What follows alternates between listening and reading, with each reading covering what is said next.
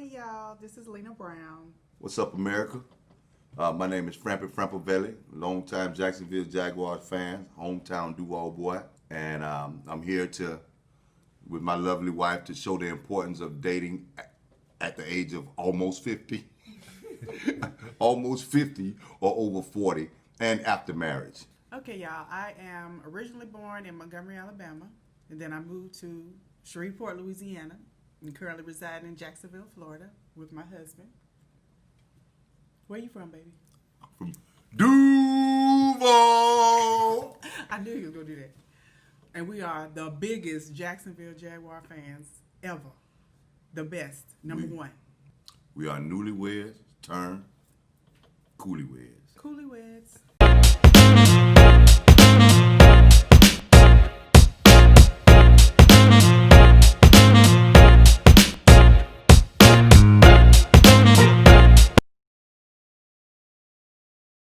Actually, my name is Frampton Brown, as a lot of people would know.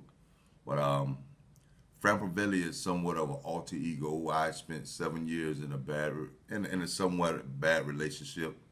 No fault to anybody's not pointing the finger, but after the relationship was over, I pretty much had to reinvent myself. Well, how would I say it? I had to I like that. reinvent myself. Right.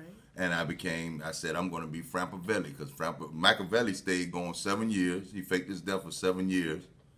And I pretty much was in a bad relationship for 7 years. So that's where that comes from. Ooh, that's a good one. You got this one?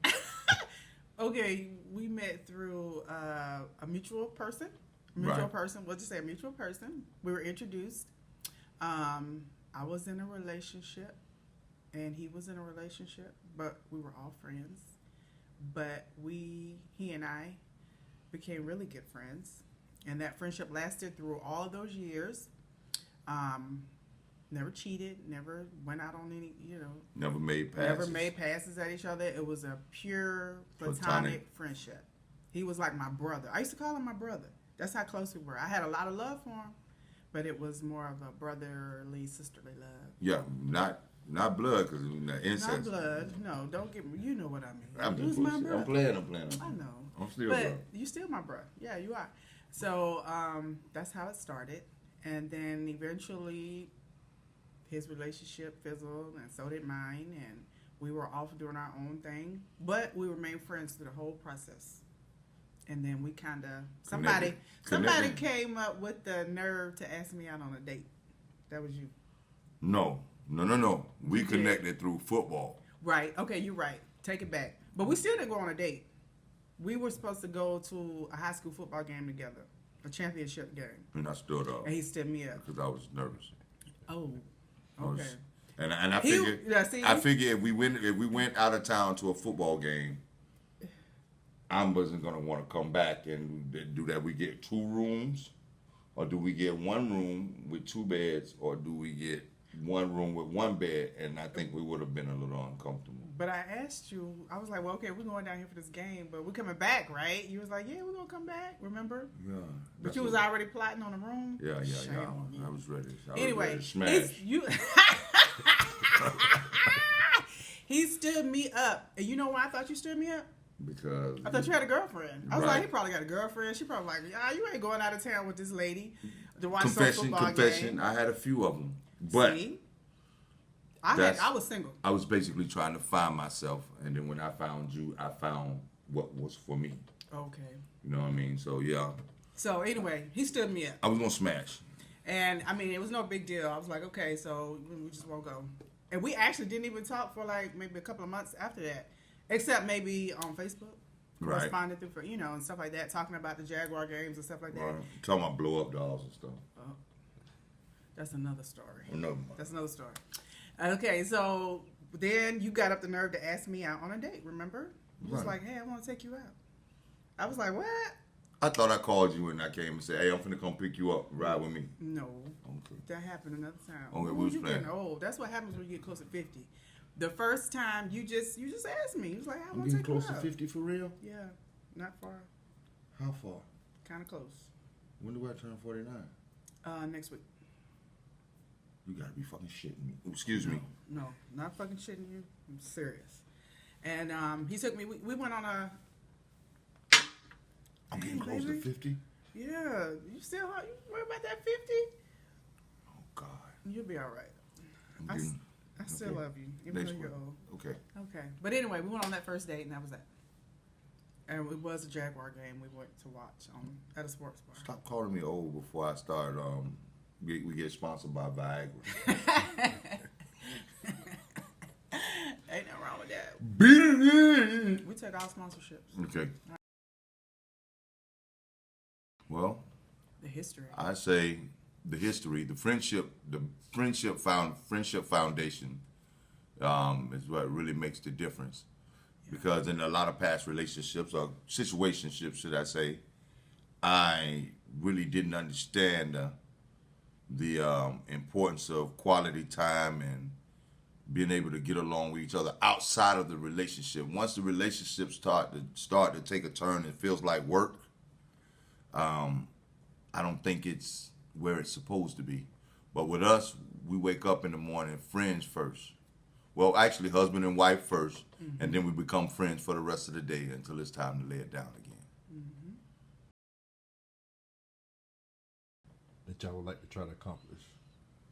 Oh man, the next year we definitely want more followers, more subscribers. We want everybody to come in and join us on this journey that we're about to take, because we're about to do a lot of fun stuff.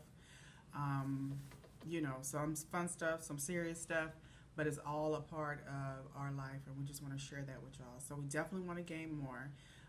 We want to invite some people to come join us in some of these sessions, some of our friends and family members, other couples. So if anybody's interested, just reach out to us and let us know. What else, baby? What else you want to do next year? We want to make $1 million. We're definitely not here to somewhat do any counseling or saying our situation. Because we're not perfect. Saying our situation is better than anybody else's. Not by a long shot. But what we've learned from past experiences, we're going to try to implement in this relationship, and therefore other people that's in long-lasting relationships and marriages. We would like for y'all to come in and put your input in. We'll take emails on topics.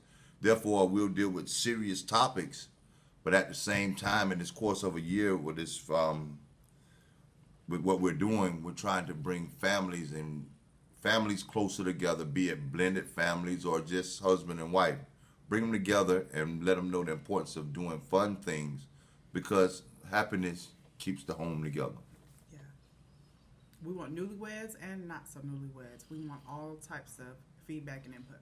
Newlyweds, oldyweds, and coolyweds. People thinking about getting married, all that kind. Because I was the one who always said I would never get married. So, and here I am. Before I got back with her, I reconnected with her. I really had a disdain for women. I really felt like it was over for me. Women are just pretty much going to be for my pleasure and purposes only, and then I'll go on about my life. But then when I realized what was meant for me was standing right before me, I kind of got a change of heart. Well, I did get a change of heart. Mm-hmm. People get married for the wrong reasons, for money, because they're looking for someone to take care of them. They don't want to bring anything to the table, that kind of stuff. People that are focusing more on the wedding than the marriage, per se. I mean, when we got married, we were in a courthouse in Key West. It was just the two of us.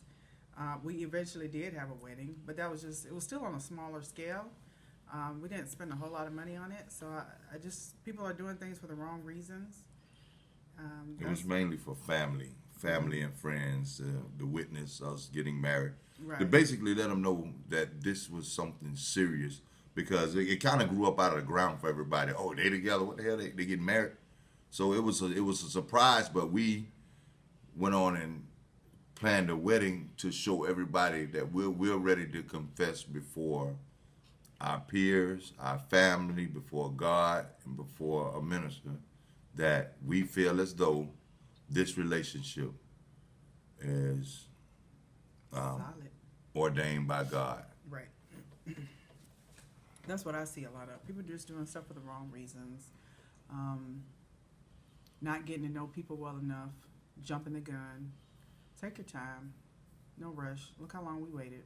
I mean, we didn't even know we were waiting, but it divine intervention. It definitely didn't happen overnight. It was a long time standing of just being friends and even going long periods of time without even seeing or speaking to each other. You know, and then when we would see each other, we would be happy to see each other. I mean, there's nothing wrong with being friends first.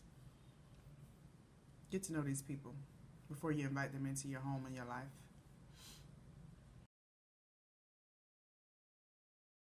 Make sure you with somebody that you can be you with. I've been in relationships where I couldn't be me.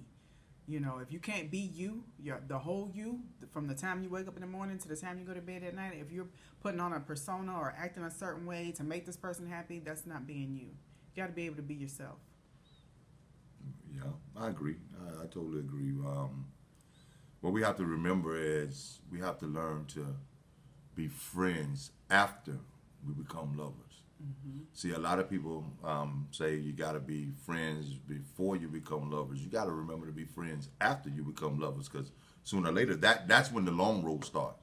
Right. And if you're not friends and you don't know how to get along and y'all don't laugh together, put it this way, if your bad times outweigh your good, reevaluate that. You have to reevaluate your whole situation to know that. I mean, you get a piece of paper and write down all the bad on one side and all the good on one side. If your bad outweighs your good, you could be in the wrong situation, or you guys might need to sit down and remember how to be as one in a friendship before you try to be as one in a marriage. Right. If you like this video and you know somebody who might benefit from it, please share, like, comment, subscribe on Facebook and on YouTube. Thanks, guys.